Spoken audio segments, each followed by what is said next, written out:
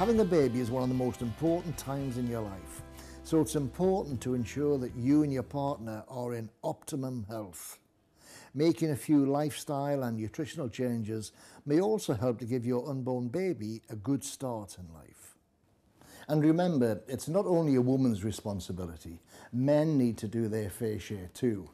So I've got together with Sanatogen to create the 8-point preparing for pregnancy checklist. Firstly, you need a good diet. Both mums and dads-to-be should make sure they're eating a healthy, well-balanced diet. Men should ensure they're eating plenty of foods rich in zinc, found in baked beans, lean mincemeat and dairy produce. Both men and women's diets should include plenty of fresh fruit and vegetables, protein-rich foods such as fish, poultry or pulses, and whole grains. Now is the time for both of you to quit the junk food. Once you're pregnant, avoid certain fish such as marlin, shark and swordfish, as well as liver and alcohol. Next, it's not always easy to get all the right vitamins and minerals through diet alone whilst trying to conceive. So women may want to consider a pre-pregnancy supplement containing folic acid, and men may want to consider one that contains zinc. Next part of the checklist is called timing and lying. In other words, working out when you're most fertile and making the most of it. The day you ovulate and those days immediately before and after are the best times to conceive, because your eggs can only survive 12 to 24 hours after release, whereas sperm can survive for 3 to 5 days inside the cervix, the womb and fallopian tubes. Your most fertile day is 14 days before the first day of your next period.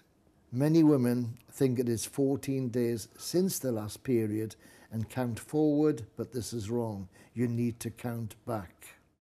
If you have a regular cycle, this is easy to calculate, but if your cycle is irregular, it becomes very difficult.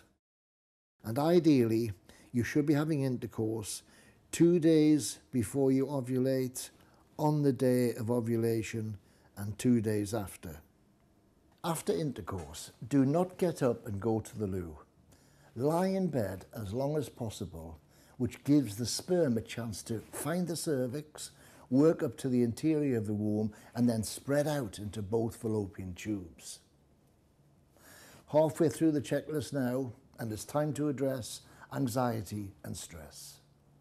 High anxiety and stress levels are known to affect fertility.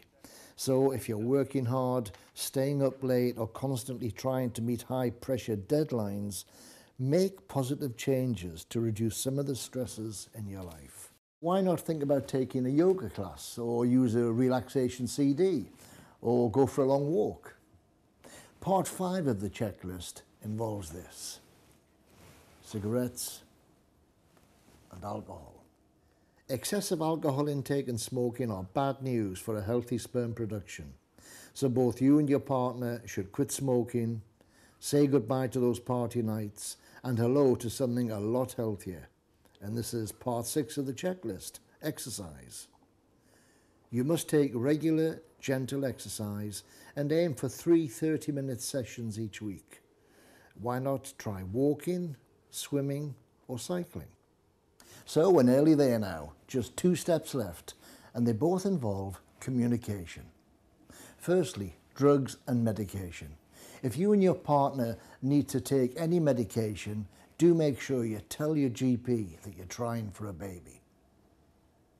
And now, the final part: before you both start actively trying, it might help to discuss some of the potential issues that could arise from having a baby.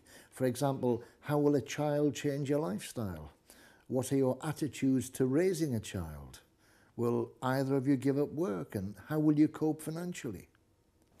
Because as any new parent will tell you, the minute you bring a little person into the world, your lives will change forever.